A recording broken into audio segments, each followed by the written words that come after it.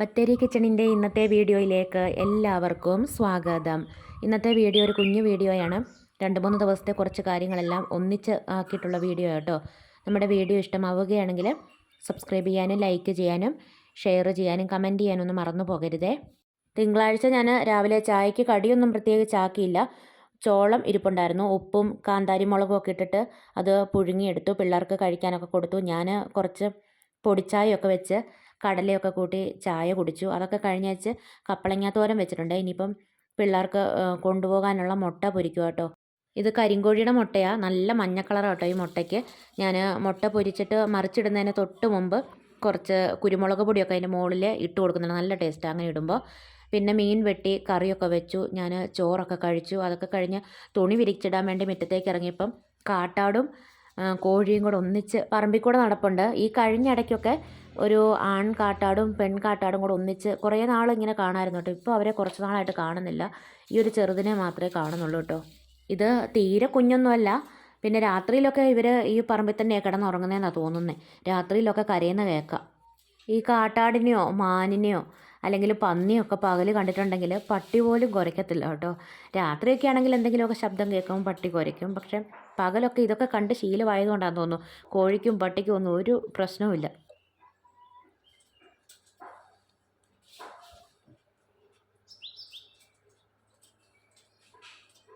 അത് അതിലേക്കൂടെ നടക്കട്ടെ. അതിനെ നോക്കിക്കൊണ്ടിരുന്നാൽ എൻ്റെ പണിയൊന്നും തീരത്തില്ല. അതേതായാലും പോകത്തൊന്നുമില്ല കേട്ടോ. ഇവിടെ തന്നെയല്ലേ താമസം. പിന്നെ ഞായറാഴ്ച ഒരു സന്തോഷം ഉണ്ടായിരുന്നേ. എന്നെ കാണാൻ വേണ്ടിയിട്ട് 2 കുഞ്ഞു മക്കൾ വന്നിട്ടുണ്ടായിരുന്നു. അവരൊരു പാട്ടൊക്കെ പാടി തന്നിട്ട് കേട്ടോ പോയത്. ഇതാ രണ്ടാളുടെ പേര്. ആ, മോൻ്റെ പേരെന്നായിരുന്നു? ആ, സൂര്യനും ചന്ദ്രനും ഒന്നായി കാലക്കാലത്ത്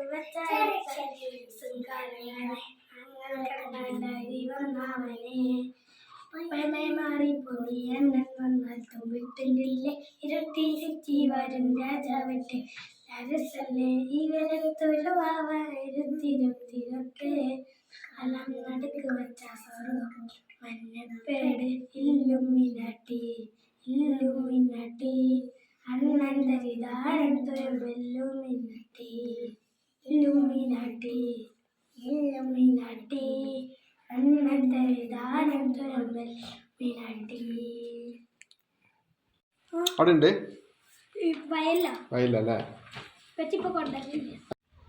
ഇവിടെ കുറച്ച് തക്കാളി തൈകൾ നട്ടിട്ട് കവുങ്ങിൻ്റെ ഓല കൊണ്ട് മറയുണ്ടാക്കി വെച്ചേക്കുക. വെയിലങ്ങനെ വല്ലാതെ അടിക്കാതിരിക്കാനേ.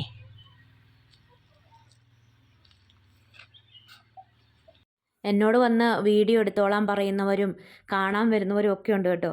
അതിൽ കുഞ്ഞ് 2 മക്കളെ കണ്ടപ്പം ഭയങ്കര സന്തോഷമായി. വൈകുന്നേരം കട്ടൻ ചായയൊക്കെ വെച്ച് പിന്നെ ബ്രെഡ് മുട്ടയൊക്കെ മുക്കി പൊരിച്ച് എടുത്തിട്ടുണ്ടായിരുന്നു കേട്ടോ. പിള്ളേർക്ക് ഇതൊക്കെ കഴിക്കണമെങ്കിൽ സോസ് വേണം, അതുകൊണ്ട് കുറച്ച് സോസും ഒഴിച്ചിട്ടുണ്ട്. ഞായറാഴ്ച കുറച്ച് ബോട്ടി വാങ്ങിയിട്ടുണ്ടായിരുന്നു. പക്ഷേ തിങ്കളാഴ്ച രാത്രിയിലാണ് ഉണ്ടാക്കിയത്. ഉപ്പും മഞ്ഞളും ഒക്കെ ഇട്ടിട്ട് ബോട്ടി വേവിച്ച് വെച്ചിട്ടുണ്ട്.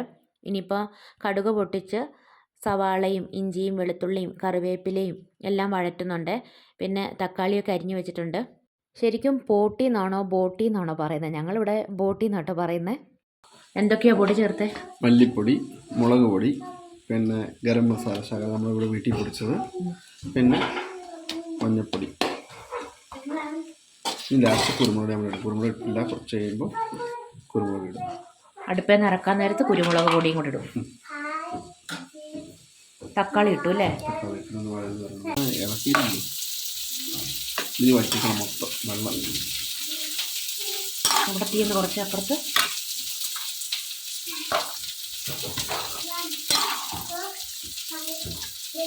കുരുമുളക് പൊടിയൊക്കെ കുറച്ച് നല്ലപോലെ ചേർക്കണം ഇതിന്, എന്നാലേ ഒരു ടേസ്റ്റൊക്കെ ഉണ്ടാവുള്ളൂ. പിന്നെ നന്നായിട്ട് ഫ്രൈ ആക്കി എടുക്കുകയും വേണം. മസാലയോട് കൂടി എടുക്കാം. ഫ്രൈ ആക്കി എടുക്കുമ്പോൾ കുറച്ചുകൂടെ ടേസ്റ്റ് കൂടുതലാട്ടോ.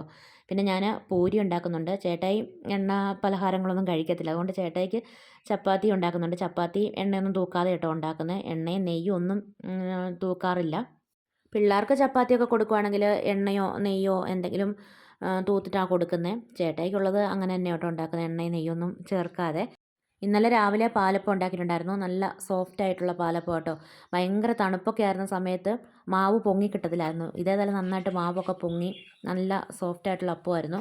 ബോട്ടി ഫ്രൈ ഉള്ളതുകൊണ്ട് വേറെ കറിയൊന്നും വെച്ചില്ല. രാവിലെ ചേട്ടായും പിള്ളേരും ഒക്കെ പോയി കഴിഞ്ഞിട്ട് ഞാനും ചായയൊക്കെ കുടിച്ചു. അതൊക്കെ കഴിഞ്ഞേച്ച് ചുക്കിലി തൂക്കാൻ വേണ്ടി വന്നതാണ്. എട്ടുകാലിയുടെ വല അതൊക്കെ ഒന്ന് തൂത്ത് വൃത്തിയാക്കുന്നുണ്ട്. പ്ലാസ്റ്റിക്കിൻ്റെ പാത്രവും കൊണ്ടൊരു ചേട്ടൻ കുറേ നേരം അങ്ങോട്ടും ഇങ്ങോട്ടൊക്കെ നടക്കുന്നുണ്ട് കേട്ടോ. എന്നോടും വന്ന് ചോദിച്ചു പഴയ എന്തെങ്കിലും പാത്രങ്ങളോ സാധനങ്ങളോ കൊടുക്കാനുണ്ടോ എന്നും, പിന്നെ പാത്രം വേണമെന്നൊക്കെ ചോദിച്ചു. നമുക്കിപ്പോൾ അതൊന്നും വേണ്ടാത്തതുകൊണ്ട് ഞാൻ വേണ്ടാന്ന് പറഞ്ഞു.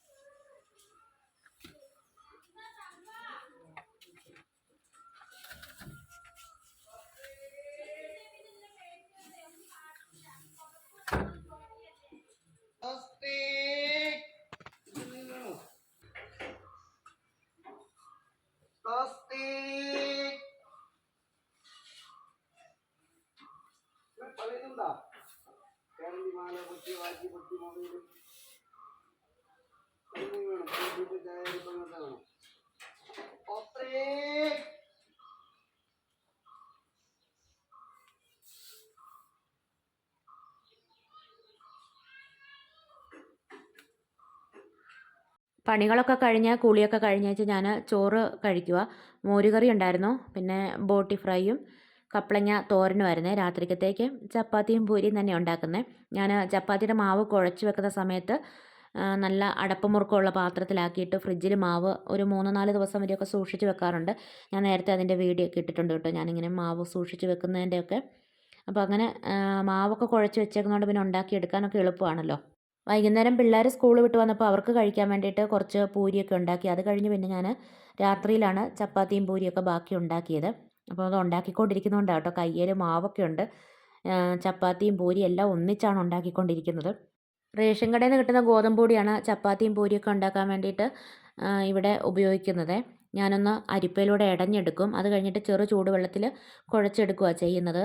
നമ്മളിങ്ങനെ മാവ് കുറച്ച് സമയം വെച്ചിട്ട് ഉണ്ടാക്കുകയാണെങ്കിൽ നല്ല സോഫ്റ്റായിട്ട് കിട്ടും, നന്നായിട്ട് പൊങ്ങിയൊക്കെ വരും. അപ്പം തന്നെ ഉണ്ടാക്കുമ്പോൾ അത്ര വലിയ സോഫ്റ്റ് ഒന്നും ഉണ്ടാകത്തില്ല. ഇതിപ്പോൾ മാവ് കുഴച്ച് ഫ്രിഡ്ജിലൊക്കെ വെച്ചതായതുകൊണ്ട് നന്നായിട്ട് പൊങ്ങി കിട്ടുന്നുണ്ട്. പിന്നെ ചൂടോടെ കഴിക്കാനേ പറ്റത്തുള്ളൂ, വെച്ച് ഉപയോഗിക്കാൻ അത്ര നല്ലതല്ല കേട്ടോ, സോഫ്റ്റായിട്ട് ഇരിക്കത്തില്ല. പൂരി കുഴപ്പമില്ല, ചപ്പാത്തി അത്ര സോഫ്റ്റായിട്ട് ഇരിക്കത്തില്ല. അപ്പോൾ ഇത്രയൊക്കെയായിരുന്നു കേട്ടോ നമ്മുടെ ഇന്നത്തെ വീഡിയോയും വിശേഷങ്ങളും. വീഡിയോ കണ്ട് ഇഷ്ടമാവുകയാണെങ്കിൽ സബ്സ്ക്രൈബ് ചെയ്യാനും ലൈക്ക് ചെയ്യാനും ഷെയർ ചെയ്യാനും കമൻറ്റ് ചെയ്യാനൊന്നും മറന്നു പോകരുതേ. നാളെ പുതിയൊരു വീഡിയോയുമായി നമുക്ക് വീണ്ടും കണ്ടുമുട്ടാം.